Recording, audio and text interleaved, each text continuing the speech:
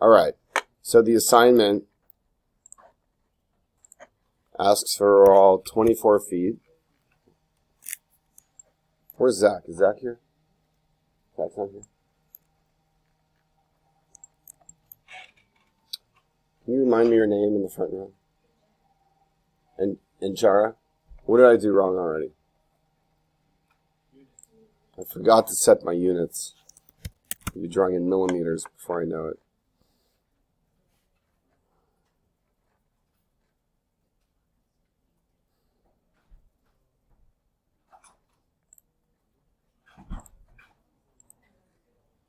Okay.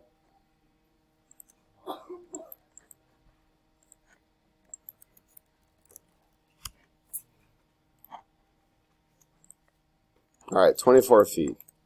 How tall is it supposed to be? Look, I can't draw up. So I just need to go to a side view. What's that?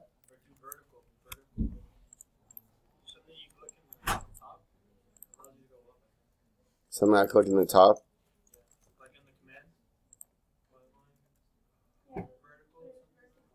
Where?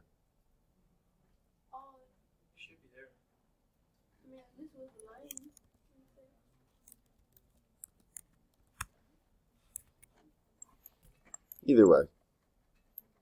What I like about Rhino is you can start in one viewport and finish your line in another viewport. And it should project. It should keep these things projected onto the same C-plane in each of these viewports. Okay, so this is generally the outline. But just to say that once I define the length, we could consider this the bounding box. I can copy this, copy this.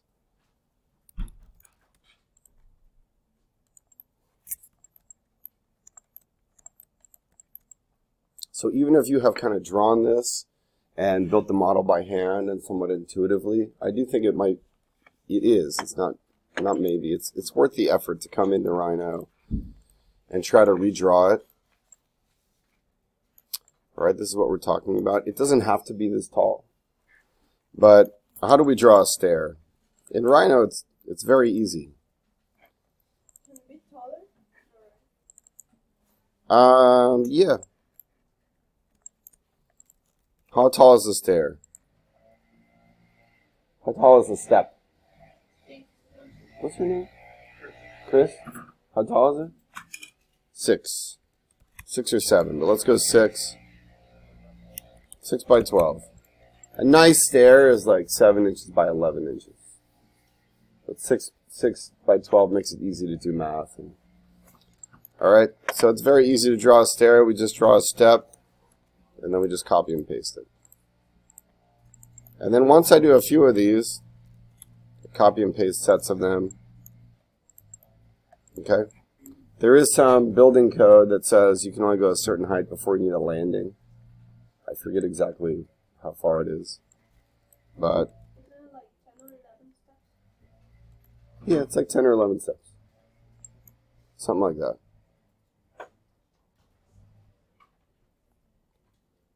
Let's go 13. No, it's unlucky. 13. Let's go 12.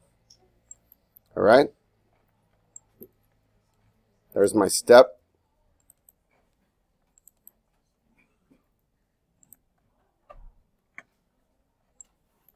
Aerosol, what should I do to give these steps some thickness? Extrude? How wide do you want them?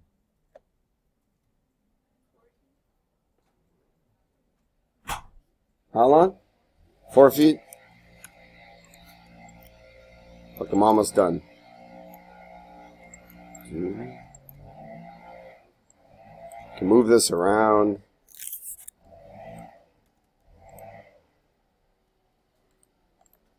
One idea, something we used to do in my old office, is a bench is how high off the ground? 18 inches, about 1.5 feet.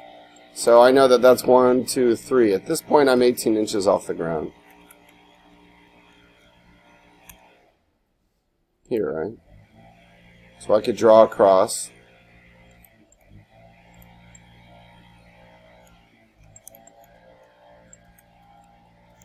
And a bench is about 18 inches wide, so I could do 18 inches.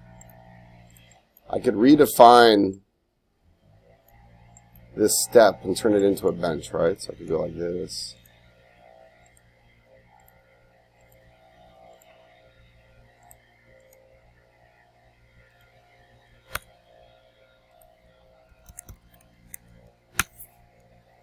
Okay, that's my new step there.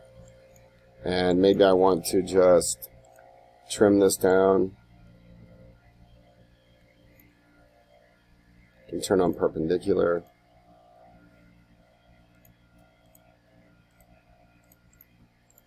Yeah, so I could trim. Cutting objects.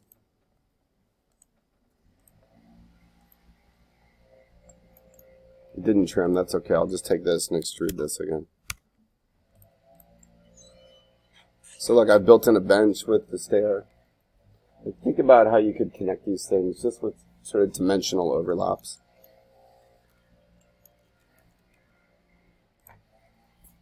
I can draw it to here and then draw it down. Okay, and then I can trace this curve. And again, these are all planar surfaces. Okay? I'm doing this generically, but there is a certain genericness to the projects where it's just about kind of locating the things. You could come back and redefine these with the details, these surfaces. I'm just kind of locating them in space. Yeah, Tristan?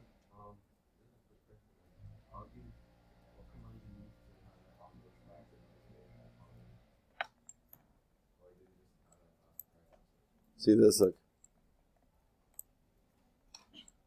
Like that?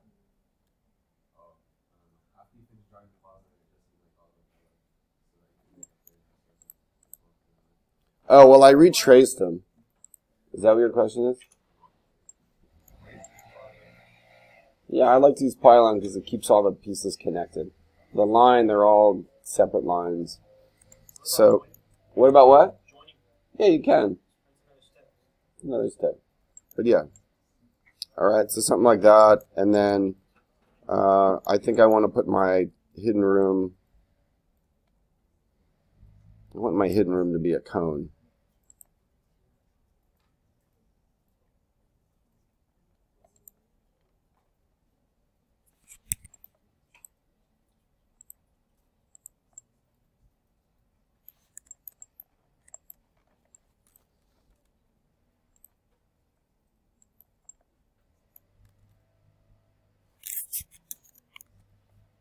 And I like to draw in ghosted, remember, so you can see what we're doing.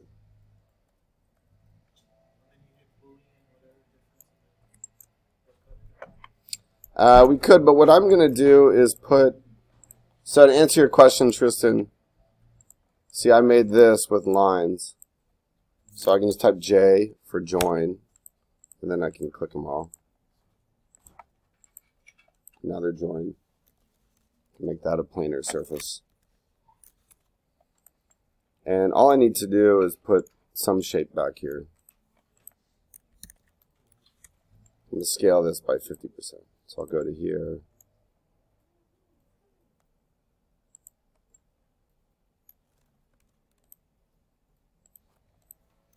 And I'm going to trim this. Alright, so my hidden room is over there. I need to get into it somehow.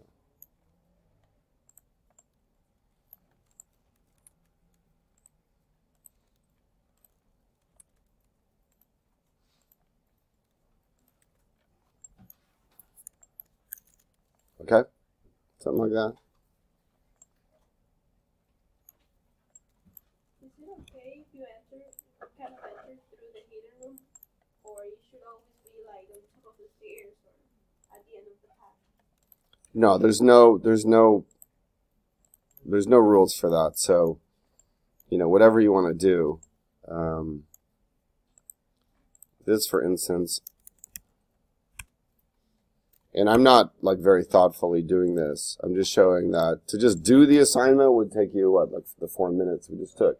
To thoughtfully do it is going to take you from now till Monday, obviously. And so those kinds of questions, I think you should rely on your precedent. Like how do they, is there an example of this in the building that you've seen? Is it something you want to mimic or transform? But have a kind of a particular approach to doing it. And try to rely on some information that you found. Try to link it back. That's that diagram of the small cup turning into a large plate. Like, try to link it back through a series of steps. But ultimately, yeah, whatever you want to do. So something like this. And just to show that it's not more complicated than this, guys. It could be this. And if yours is like Zach's, it's the Tokyo Prada store, you would replace this wall with the diagrid structure. And then you may have to come back here and rethink like how this flat bench integrates with the diagrid structure. Maybe you want to begin to manipulate that and work it into the details. But your Axon, it could be a combination of like a simple view like this. It may be somewhat diagrammatic in this way. And then you may just want to start to draw on top of it as well, like add some of the details. Yeah? For the cone, can you do like a loft? Like loft a square to a square? Instead of just doing a cone? Yeah. Don't you find cones more interesting than squares? Not at all? Really? Yeah. How many people agree with Javi that squares are more interesting than cones? I'm not judging, I'm just curious. You don't like cones? How many people prefer cones to squares? This is a senseless whole. Yes, we could. Let me fix the light, sorry.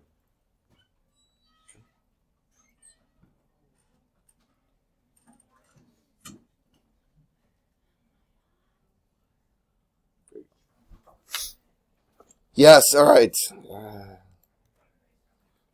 Let's do something else.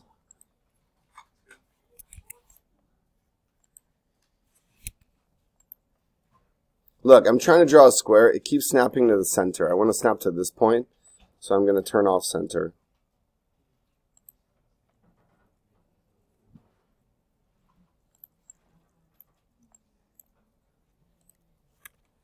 I'm going to redo this. All right, there's my hidden room. I would want that to be no more than 8 feet, right? And then I'm going to come up to here and draw another one. Like this. And then I'm going to loft these. You like that more? Well, guess what? That's still a cone. It's conical. All right. Planar surface. All right. This is what I mean. At least, if, don't get caught up in the weeds of the detail. It's important that you understand the organization of what you're drawing and like where do the programmatic parts go. You could consider this a kind of program diagram. And at the very least, I would say try to 3D model this. And at the best, which I think you should shoot for the best, model this and then try to add your details on top of it. But it wouldn't be bad to at least try to make an axonometric, and you could think of this as a kind of program diagram. Did you ever talk about program diagrams? Here's a good example.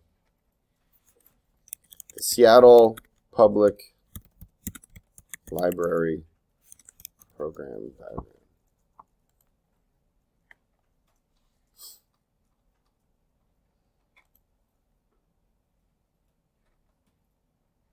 So a program diagram is as simple as usually labeling, color coding, what are the different programs. So staff, this is called the meeting room, the spiral, the reading room. What goes into a library? Usually the book stacks, like some of you have the infinite bookshelf.